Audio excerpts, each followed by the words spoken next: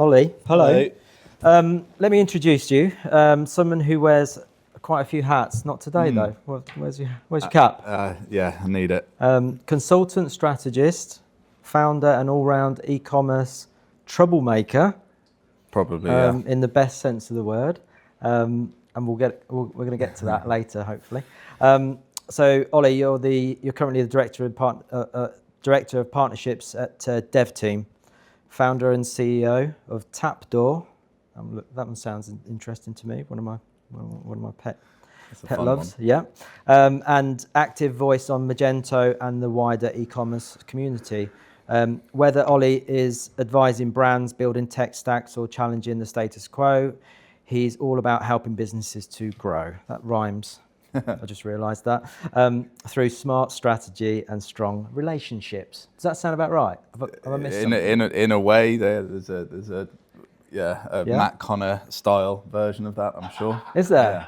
Yeah. Oh. With more expletives. Yeah. So, Ollie, for those that don't know you, how do you introduce yourself? There you go. Hi, my name is Ollie Hunt. By qualification, I'm an architect, however, have never ever practiced. When I was at university 22 years ago now, I wanted to go and do a Part 1 placement year in Australia. And I needed to send a portfolio of my work. And back in those days, it was DHLing an A2 portfolio, and it was going to cost me an inordinate amount of money. So back in the days when Flash was rife and was around, I built a Flash portfolio to send over. Action scripted, yeah. Flash portfolio. Okay. Nice little sliding animations. Those were the good days. Yeah. And I lived with a bunch of architects, and they said, "Hey, can you do us one of those?" I said, "Sure, bung us 50 quid and a load of beer, and I'll set you up a Flash-based portfolio website." And that started what was called finalcrypt.com at the time. It's the first online portfolio site for designers and creatives. Used the university email address to basically ping everybody at my university, but if you had a university email address, you could email any other university. So literally pinged out these emails to all the different schools of architecture, design schools. Spam, basically. Yeah. And Final Crypt became a business very, very quickly. It very quickly didn't become a business, being 19 years of age and not knowing what the next steps were and all of those things. We built the ability to crunch PSD files down and put them up. So we started burning through servers left, right, and center. So literally within the space of 2 years, we built up to nearly 90,000 portfolios, burning through cash and shit my knickers, and we went bust. But that actually started my journey into digital. And I felt that at that time in my early 20s that Christ, architecture is an old man's game, and I was told in my first lecture by an amazing man called David Dunster, unless your daddy is an architect or you're shagging somebody whose daddy is an architect, you're going to be poor. Architecture is not where you make money, and being aspirational and wanting nice things, I thought I'm going to find something that I can make money. And digital was a route early that you could actually kind of climb a ladder very, very quickly. Spent time within SEO, building, moved to the Middle East, worked in Saudi, and ended up getting into the e-com world. And was working on a project to build the first e-com for a company called Zohar Al Reef, which is like the Arab world's body shop. And that was my first step into Magento. And obviously in Saudi Arabia, there's no payment gateways. So we had to build with Saab, which is the HSBC franchisee over there. There's no postcodes, there's no street addresses. Saudi, the houses are 1K down this road, right at the palm tree, and left after the red bin. So we had all these challenges to get around, and Magento was the only platform we could completely custom build something with. That is where I met Chris Islan, who is the co-founder of Dev Team. Me and my wife then moved back about 9 years ago, and that's when Chris, the co-founder of Dev Team, said, "If you're leaving the Middle East, I'm not hanging around." That agency we work for said, "You're the only ones that are technically proficient. Go anywhere in the world, set up a company, and we will outsource the development work to you." We got on a flight to the Philippines, sat down with a lawyer, we're opening a company. What's it called? I don't know, we're just a dev team. And that is why it's called Dev Team, because we had no creative ideas of what we call it. So it was called Dev Team. First paycheck we got given, I spent $10,000 buying devteam.com. Chris nearly had a heart attack. We then forgot we had to pay ourselves, but it was probably the best investment we ever made. Dev team now is 8 years old. We support a number of tech partners building and scaling their development resources, technical support resources, and some large-scale merchants that are internalizing their dev resource. We are that extension partner. Tapdoor, Yes. lockdown. I was going to ask what inspired you to get. How did that happen? That happened because I started to get into my craft beer and I was being really romantic of going, everything I do is non-tangible. I live in a digital world. I set up teams or we build sites that for me weren't tangible. I really started to get into craft beer and loved the art of it, loved the subtle differences that you get with things. Now, as I started to go on my journey of finding new breweries, new beers, there's 2,000 independent breweries in the UK. It was very difficult. Lockdown, you can't travel, and very few of these had online propositions. Forget your Brewdogs and all of those that are the monsters.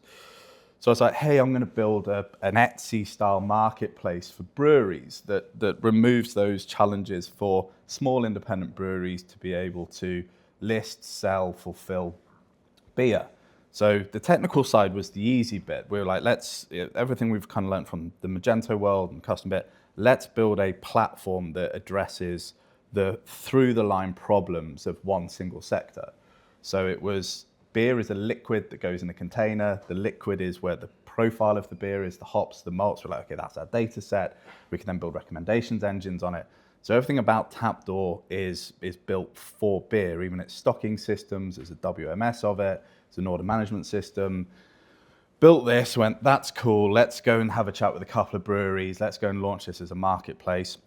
And realized chicken and egg, like, oh, hang on, marketplace requires two things. It requires product people want, and it requires customer base. So we went and go, we're a marketplace with no product and no customers. Oh dear. So luckily managed to get sort of 10 breweries on really, really quickly. Then threw a few grand on a credit card to buy stock in from the breweries that we were kind of targeting, and went, hey, we're a marketplace. We have 100 beers, enough to put some collections together. And it was an experiment. It was an experiment for us as dev team to completely custom build something end to end. Nothing you would ever do in real life with a merchant, because they're like, what's the timeline? I don't know. What's the budget? I don't know. It's just something that in the real world would never ever happen. Organically, basically. Organically, yeah. So that's why we did it from that side. And then it became an entity. It became a business. It's a bootstrap business that now works with 100 breweries. We are the entire online proposition for 4 breweries now. So we are effectively their website, we're their fulfillment partner. We're going through AWS to now do trade, and we've got 2 breweries from outside the UK where we're the importer, distributor. And then about 9 months ago, I drove past a tool hire shop near my house and went, that would make a cool bar. So we took it, went office, back was workshops, let's move all of our stock into the workshops. Then friends started coming around going, hey, do you know what would be cool? Let's stick the bar taps on. So that's now the beer shop, bar and venue, which is, tonight we have a Blondie tribute on, and that's become the first trade outlet. So the breweries that work with Tapdoor, we have the Tapdoor fridges in this bar that it fulfills them, and then we have 4 other bars that we now work with where we stock their craft beer fridges. And then I've done some work every now and then with people that say, hey, we've got a little bit of a problem or a challenge. You seem opinionated. Can you come and help us round a table chart some of these? So that's the short version of what I do. That's really short. Sorry. So no, that's good. You answered loads of my questions already. So it's really interesting in terms of the fact that you've helped loads of brands, on the outside for years. But what's changed in terms? What's suddenly changed? In terms of now you've got your own brand. Yeah. You're covering your own margins. You're from a customer experience. What has changed then in terms of your headspace now that you've got your own brand as such? Whereas you Yeah. normally you've been used, as we all are, we're all helping other brands grow and make loads of money. But how's your mindset changed now that you've got your own brand? I don't know if it's changed. It's just the stages of evolution of it. So, as I say, Tapdoor started as a personal project, as an experiment with the funding I didn't have. I had resource and capability to build, and I had time. So, and the approach to everything with Tapdoor has been time.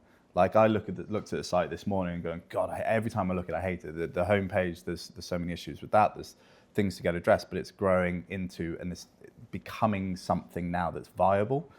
My view now is everything that we do on Tapdoor is actually taking more of a grown-up business view of it, that you are looking to do things that actually are influenced by the user base, the customer base, where the opportunities are for this to become a viable business. It's taken 3 years to get to a point where it just about washes its face. So it's going from that some skunk works mentality and attitude of we can do what we want, this is fun, to now this is actually a business. It has employees. Now we have to genuinely do the things that are right for the business, not just the experiment and those sides of it. What fundamental challenges though have you kind of had to overcome? I guess that in the early days, you're bootstrapping. There's always going to be challenges then. Yeah. But what would you not do again if you're going to do it today, all over again, knowing what you know about building the brand? I think I would always, even though it's been probably one of the most painful 3 years in many ways, I would do it again in a heartbeat. I personally thrive in these startup chaos scenarios. One of the things that we've learned through this period is going from that initial concept of, from a user, I want to be able to discover all of the beers and be able to get them, is how many problems underneath that therefore then have to be solved. You couldn't just build a dropship marketplace because out of the 2,000 breweries that are in the UK, you probably only have less than 100 that have premises license, therefore ability to sell retail. They may only have a brewer's license and ADRS, therefore they can only sell trade.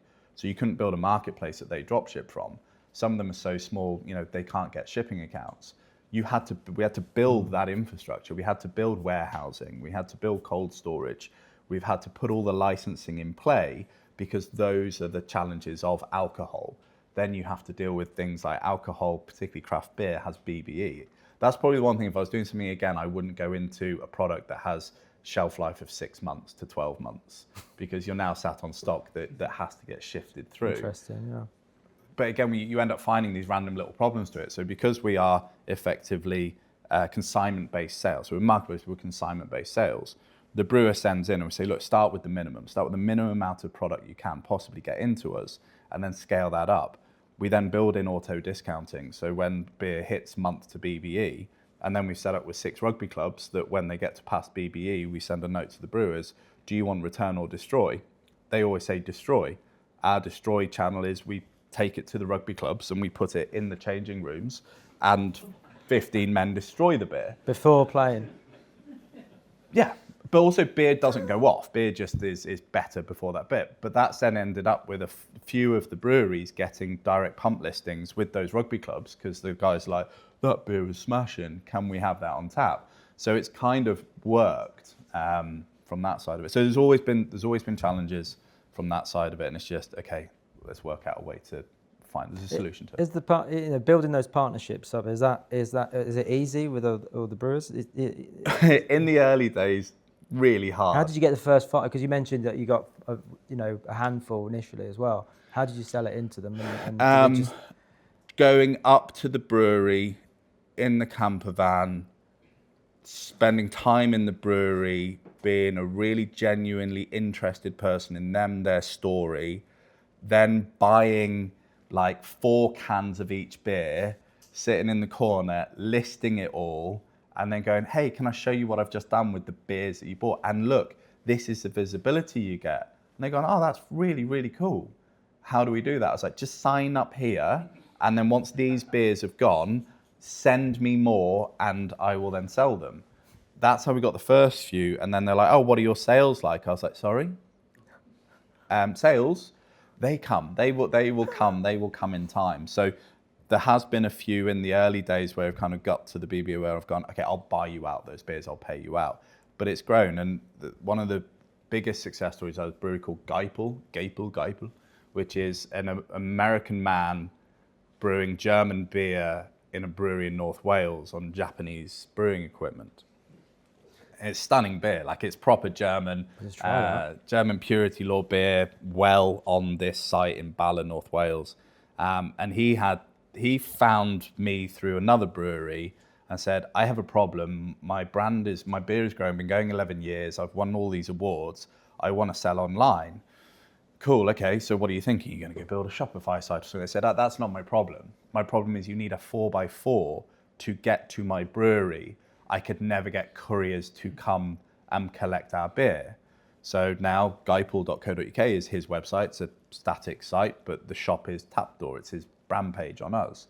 So I was going every other week. I was collecting his beer. I was storing it, and I was managing his web shop and running it that way.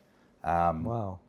So yeah, that's probably the most interesting one. So you've got dev team, you've got hat, then you've got Tapdoor at the hat. Yeah. So how do you wear those two really hats? Badly. And also, where is I don't know if you want to say it, but where's the passion more so? Which side? Answer that second. But how do you wear those two hats? The last 2 years has probably been functioning through burnout and chaos. Okay. I drives my wife nuts and my children nuts. I'm really good at dealing with what's in front of my face. So there's an amazing team at Dev Team. Chris, the co-founder, Brad Sims, who is the COO, and will message me first thing in the morning, rings me at 6:30 as I'm on the way in. He's like, I need this, and this off you. I need you to get out of the way of this, and this. So Dev Team's in a really good position now with an amazing team of people that they tell me when I'm needed and what I need to do something, and actively will go out of their way to take things away from me. And that works from that side of it. I am deeply passionate about what we have built at Dev Team. We have things like, and again, this leads in with the Magento Association. 4 years ago, we set up the Dev Academy over in the Philippines. We take on 8 developers every semester. We then train them up, and then we put them out into market. We do a Bayanihan, which is code for girls in the Philippines. Lots of those types of projects and initiatives. We've worked with some amazing client bases, but that is all the team. I'm like the idiot that started it. They are the amazing team that runs that. Tapdoor has given me quite a lot of purpose. I'm back to where I do best as hands-on, as building, problem solving. Breweries are amazing clients as well, even when you're dealing with a small brewery, because these are deeply passionate people. So I bounce off their energy, off their passion that's going with it. And then Magento Association, feel like I did get slightly hoodwinked into that. I was over at Meet Magento New York last year. Willem Wigman, for those of you who know him, who set up Hoover, and Matthias Schreiber, 6'8" German, who's quite imposing. I was sharing my opinion on a few things, Adobe related, community related, individuals, and they said, that there is the board slate that's coming up. We really think you should stand on the board. And I said, look, I'm just an idiot with some opinions. And I said, well, the problem is within the Magento Association is we're very much it's quite political. It's an association. So you have these politically driven individuals, very, very heavily developer backed. I'm not actually a developer. I'm not actually that technical. And yeah, so I came into that in the new year. That probably takes about 20-30% of my time at the moment. But that's because I was actually reading a story to my son when I was weighing up whether I should do it. And I was reading the Lorax. And has everyone read the Lorax and know the story? That line, unless somebody like you cares an awful lot, nothing will ever change. It just won't. And that was my view. That was the point where I'm lay there with my 6-year-old kind of reading this going, I'm seeing something that, one, sparked my career, I'm seeing an ecosystem and a community where, and it's wider across e-com, where open source, whether the people realize it or not, is critical to the future. If open source does not exist, it is not, that's the bedrock of innovation. That is where developers start. That is where problems are solved that aren't solved by a product ready off the shelf. And I saw this route that we're going down, where you'll be in an event or you'll be in a pub and somebody goes, Magento's dead. Magento will never be dead, because Magento is not a thing. It's not a product, it's a code base, it's a community, and it's an ecosystem. Those devs will always be there. Yes, it shrinks, and yes, its usage within certain industries and sectors will shrink because there are other products or other platforms. Again, Magento is not a product, it's a code base. There are other platforms that are better suited to those. So yes, it will shrink, but it will retain. So I just felt that it was really, really important to play a part in keeping that community going, get that community thriving again, and to dispel some of the misconceptions around it. It's all over LinkedIn, isn't it? Yeah, there's a lot of those. So there's passion in all of them, but I kind of pick up the passion bit and then go, right, is there a pair of hands that can take this on? Yes, if there is. If there isn't, okay, this sits with me for a while, I keep that candle burning, and then somebody else will take that on. So those are the splits between the three. All with passion, though. All with passion at the core. All passion to my wife's frustrations, because like, hey, I wanted the extension and the kitchen, and you built a bar.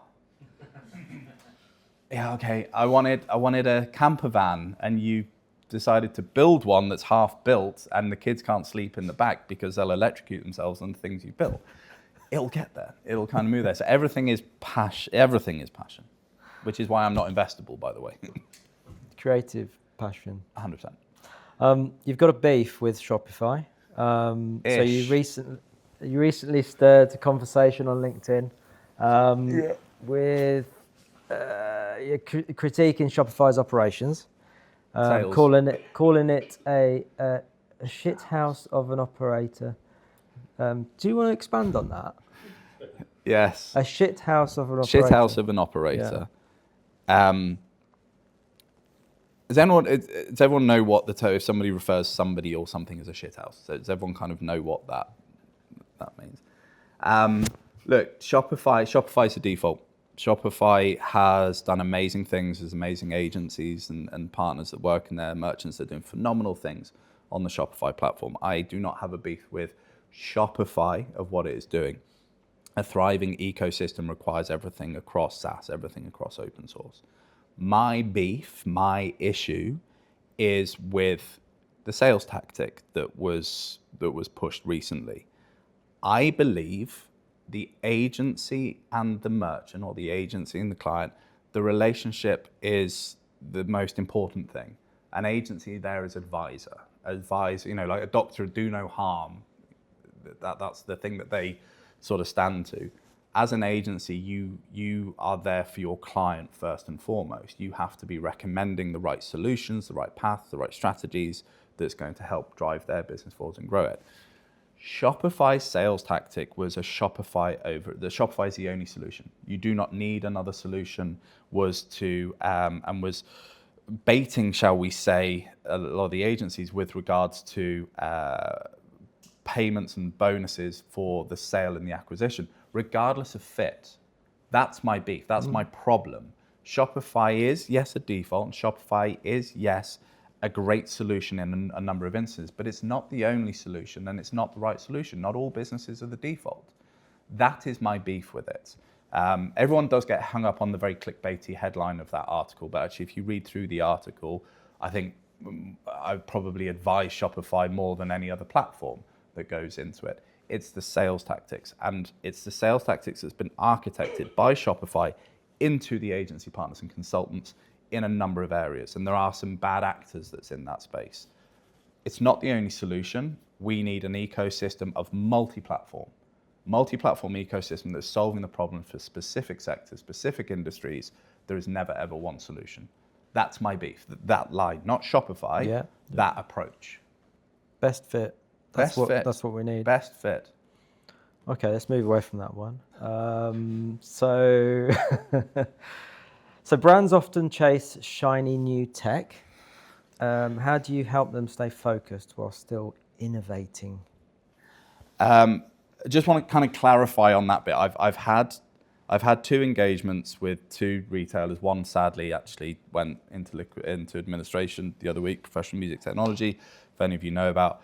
I've been into generally 50 to 100 mil retailers as what I refer to as fingers in the holes of a bit of a sinking ship. So when they've lost their e-com director and they're like, hey, we've got a new one that's coming in, but it's going to be 6 months' time, but we're a little bit afloat. Can you come in and just kind of like sit in that seat and kind of help keep things afloat, shall we say? Sorry, what was your question? So brands that chase shiny new tech. So how do you help them stay kind of focused, really? Because obviously there's so much tech coming out all the time.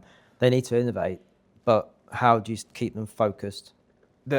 So literally, first and foremost is it's doing less with more. Well, do less and do it better. Mm-hmm. Then you start to add into things. You can see that within a number of merchants, they've got huge amounts of crossover within tooling, that actually there could be some consolidation that kind of comes into those pieces. Are you actually using that tool, that product, that platform, and are you leveraging as much as you can out of it? And this comes from my kind of wife, use what you've got. And literally maximize that before you start to add in any more shiny new tools that are coming in. I think also, and for those of you in the agency world, there tends to be a regular theme a lot of the time with a merchant that, oh, we tried this or we put this in and it didn't work. Or we worked with that agency and they didn't work. And you hear these things and you go, what's the consistent in all these problems? Because you've been through 4 agencies. It's you. Yeah. Sometimes. Sometimes for the merchant side. So yeah, just again, like if I've had sit downs with merchants where they're like, hey, we're on. One not so long ago was they were Magento, they went Shopify, and they moved because of the Magento-led frustrations, which were twofold, which was upgrade paths, maintenance. They had some shocking build that gone into it. And all those problems are going to go away because we're on Shopify. But what they did was they traded some fundamental core business logics and requirements for getting rid of these problems. And then as they've scaled into certain other verticals, multi-brands, international, they went, actually, the Shopify world, while it solved those problems, has now created these new problems. I've even worked with the merchants on a custom-built platform that's been running 12 years, and they said, right, we need to run an RFP pitch, we're going to a new platform. But your back end's actually solid. You've got the devs on it. It's your front end that's awful. Just build a new front end. So save all of this now. Just do that, run that for 18 months, 2 years. Build a new front end, see where you go. Sound. So it's like you don't have to throw the baby out the bathwater. You don't have to re-platform from one to another. You don't have to stick all those things in. Just look at what you've got, make the improvements, maximize it as much as you possibly can, and then you can look at shiny. It's going back to the advice that an agency should give, basically, isn't it? It's either whether it's best fit or not, or staged.